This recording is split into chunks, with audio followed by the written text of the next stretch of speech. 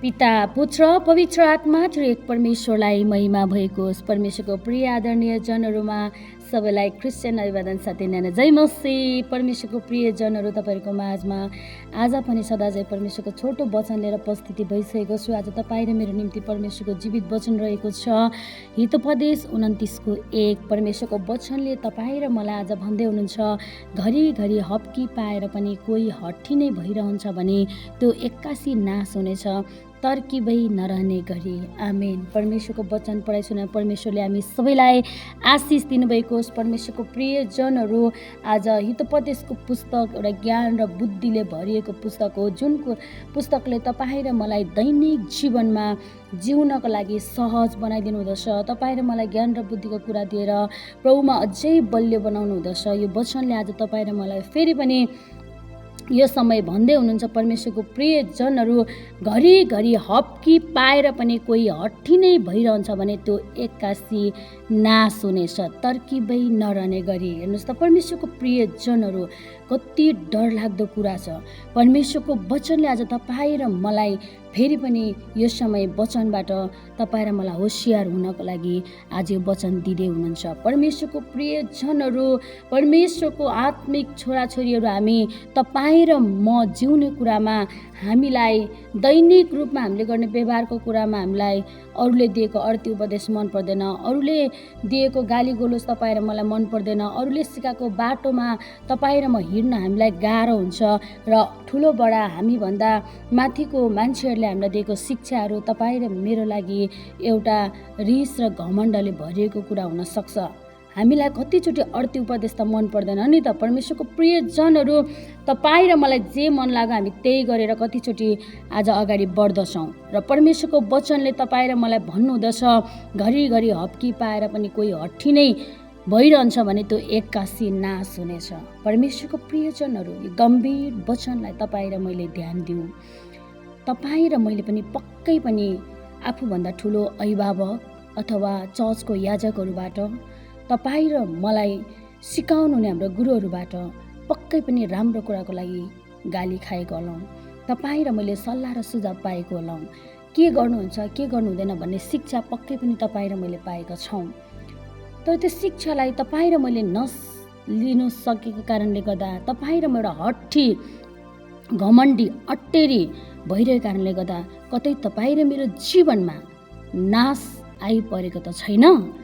तपाईँ र मैले याद गर्नुपर्छ, परमेश्वरको प्रियजनहरू, कतिचोटि प्रभुको दासहरूले, आफ्नो घरको अभिभावकहरूले, आफ्नो ठुलो व्यक्तिहरूले तपाईँ र मलाई दिएको शिक्षाबाट अलग रहँदै गर्दा, तपाईँ र मलाई कराएको त्यो शब्दहरूले गर्दा, तपाईँ र मैले गरेको काम नराम्रो भएको कारणले गर्दा, तपाईँ र मैले गाली गलोज खानु परेकोले गर्दा कतै तपाईँ र म बाटो बिराउने समय त परेको छैनौँ। तपाईँ र मैले यो समय आफैलाई जाँच्नुपर्छ। परमेश्वरको प्रियजनहरू, बाइबलले तपाईँ र मलाई भन्दै हुनुहुन्छ, परमेश्वरको वचनले घरिघरि हप्की पाएर पनि हट्ठी नै हुनेहरू चाहिँ एक्कासी सर्वनाशमा पर्नेछ। तपाईँ र मेरो जीवनमा त्यो सर्वनाश आइपर्नुभन्दा अगाडि नै यो वचनलाई तपाईँ र मैले सुनेर मनन गरेर व्यवहारमा तपाईँ र म परिवर्तन हुन आज आवश्यकता छ। परमेश्वरको प्रियजनहरू, मैले अघि नै भनिसकेँ, हामीलाई शिक्षा, ज्ञान र बुद्धिको कुराहरू मन पर्दैन। हामी यति धेरै हट्ठी र घमण्डी छौँ। आज तपाईँ र मेरो घमण्डीले, तपाईँ र मेरो एककोरोपनले गर्दा, तपाईँ र मेरो रिस र क्रोधले गर्दा आज तपाईँ र मेरो परिवार नाश भइरहेको छ। तपाईँ र मेरो जीवन आज नाशको बाटोतर्फ दौडिरहेको छ। तपाईँ र मेरो परिवारमा आज कति धेरै द्वन्द्व भइरहेको छ। तपाईँ र मेरो एउटा हट्ठीपनले गर्दा, तपाईँ र मैले लिनुपर्ने शिक्षा र अर्थी र उपदेश नलिएको कारणले गर्दा, तपाईँ र मेरो हट्ठीपनलाई हटाउनको लागि अहिले नै तपाईँ र म आफैलाई जाँचेर प्रभुसँग घोडा टेकौँ, प्रभुसँग प्रार्थना गरौँ। परमेश्वरको प्रियजनहरू, म तपाईँहरूलाई वचनबाट उत्साह दिन चाहन्छु। हट्ठीपन, घमण्ड, ईर्ष्या, डाहा, क्रोध अनि एउटा स्वार्थीपनहरू सबै यो शैतानबाट आउँदछ। तपाईँ र म किन हट्ठी हुन्छौँ, किन हामीलाई शिक्षा मन पर्दैन, किन हामीलाई राम्रो कुरा मन पर्दैन भन्दा चाहिँ दुष्टले कहिले पनि तपाईँ र मलाई राम्रो बाटोमा हिँडेको देख्न सक्दैन। शैतानले चाहिँ तपाईँ र मलाई जहिले पनि खाडलमा पुर्याउन खोज्छ, नाश बनाउन खोज्दछ। त्यस कारणले गर्दा तपाईँ र मेरो आत्मिक जीवनलाई नाश गर्नको लागि, तपाईँ र मेरो परिवारलाई नाश गर्नको लागि शैतान चलाक भएर आज तपाईँ र मेरो जीवनमा एउटा हट्ठीपन, घमण्डी, अट्टेरीपन ल्याइदिरहेको छ। त्यस कारणले गर्दा तपाईँ र मैले आफैलाई तुरुन्तै जाँचेर पश्चातापी हृदय साथ तपाईँ र म नम्र हुन आवश्यकता छ। तपाईँ र म नाश हुनबाट बाँच्ने हो भने, तपाईँ र मेरो परिवारलाई बचाउने हो भने, तपाईँ र मेरो छोराछोरीलाई बचाउने र सुरक्षित राख्ने हो भने, आदरणीय परमेश्वरको जनहरू, तपाईँ र म अहिले नै नवीकरण हुन आवश्यकता छ, नयाँ हुन आवश्यकता छ, प्रभुको वचनलाई मनन गर्न आवश्यकता छ। जब तपाईँ र म हट्ठी नै भइरहन्छौँ भने 100% तपाईँ र म नाश हुनेछौँ। तपाईँ र मलाई बचाउने कोही पनि हुने छैन। तपाईँ र मेरो लागि अप्सन कुनै पनि हुने छैन। बाइबलले यहाँ भनेको छ, हेर्नुहोस् त, तरकिबै नरहने गरी भनेको कुनै पनि अप्सनै छैन क्या बाँच्नको लागि। यदि तपाईँ र म हट्ठी हुन्छौँ भने, हप्की पाएर पनि घरिघरि, किनभने हाम्रो अभिभावकहरूले, हाम्रो गुरुहरूले, हाम्रो याजकहरूले, चर्च फादरहरूले हामीलाई यो गर्नुहुन्छ, यो गर्नु हुँदैन भनेर कतिचोटि हामीलाई सिकाइरहनु भएको हुन्छ। अथवा गाली गरेर होस्, अथवा माया गरेर होस्, अथवा कुनै पनि उदाहरण दिएर होस्, हामीलाई हाम्रो अगुवाहरूले सही बाटोमा लैजानको लागि कतिचोटि सम्झाइरहनु भएको हुन्छ।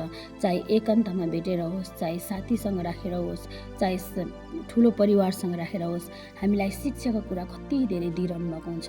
तर हामीलाई ठुलो मान्छेहरूले दिएको शिक्षा मन पर्दैन।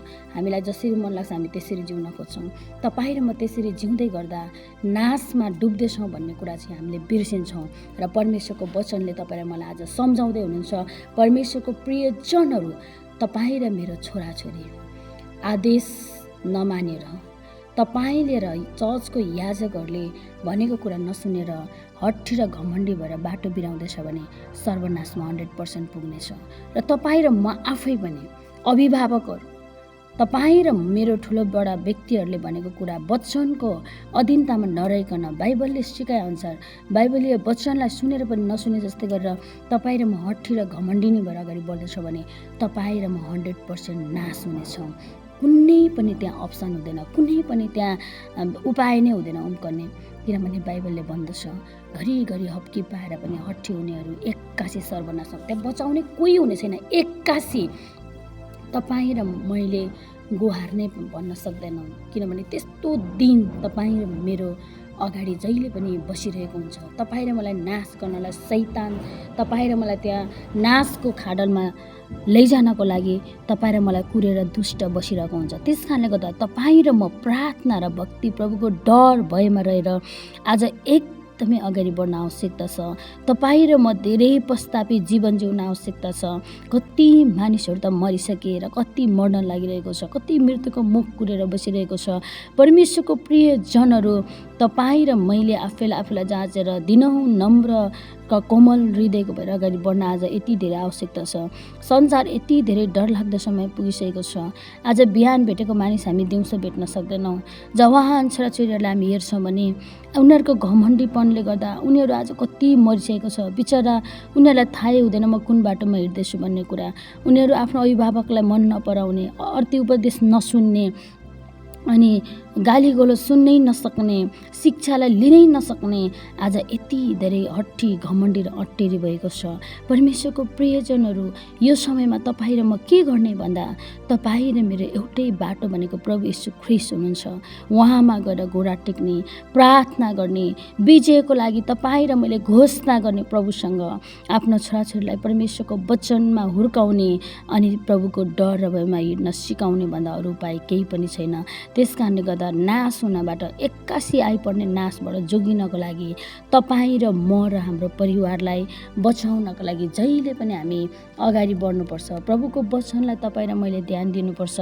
परमेश्वरको कुरालाई तपाईँ र मैले पछ्याउनु र आफ्नोभन्दा ठुलोले दिनुभएको शिक्षालाई ग्रहण गर्नु आज एकदमै आवश्यकता छ। आफ्नो अगुवाहरूले, परमेश्वरको जनहरूले, अभिभावकहरूले कहिले पनि आफ्नो छोराछोरी नाश होस्, मरोस्, दुःख पाओस् भनेर कसैले पनि सोच्नुहुन्न। त्यस कारणले गर्दा परमेश्वरको प्रियजनहरू, तपाईँ र मैले अर्थी र उपदेश र हप्कीलाई ग्रहण गर्न सक्ने तपाईँ र म हुनुपर्छ। यो हुनको लागि एउटै प्रार्थना र बाटो प्रभु येशूमा छ। तपाईँ र म जति धेरै प्रार्थनामा समय बिताउँछौँ, प्रभुसँग जति धेरै हामी जान्छौँ, प्रभुको सेवा सङ्गतिमा जति धेरै समय बिताउँछौँ, तपाईँ र मेरो हृदय कोमल हुँदै आउँछ, हामी नम्र हुँदै आउँछौँ। प्रभुलाई दिनुपर्ने समयमा हामी कहिले पनि नचुकौँ। अनि परमेश्वरले तपाईँ र मलाई त्यो नाश हुने खाडलबाट जोगाउनुहुन्छ। तपाईँ र मलाई विजय दिनुहुन्छ। तपाईँ र मलाई छुटकारा दिनुहुन्छ। अनि मात्र तपाईँ र म बस्नेछौँ। नभए चाहिँ तपाईँ र म आज हट्टी र घमण्डी नै भइरहन्छौँ भने चाहिँ तपाईँ र म नाशमा पर्दैछौँ। तपाईँ र म खाडलमा जाँदैछौँ र तपाईँ र मलाई बचाउने कोही पनि हुने छैन। त्यस कारणले गर्दा म तपाईँलाई वचनबाट आज उत्साह दिन चाहन्छु। तपाईँ र मैले पाएको हप्की उपदेश र शिक्षालाई चाहिँ जहिले पनि ग्रहण गर्न सक्ने मानिसहरू तपाईँ र म हुनुपर्छ र हाम्रो हट्टी र घमण्डी हृदयहरूलाई त्यागेर नम्रतामा जिउन र सहने शक्तिको लागि प्रार्थनामा रहन चाहिँ हामी एकदमै आवश्यकता छ। परमेश्वरको वचन पढाइछु म परमेश्वरले हामी सबैलाई आशिष दिनुभएको होस्। आमेन।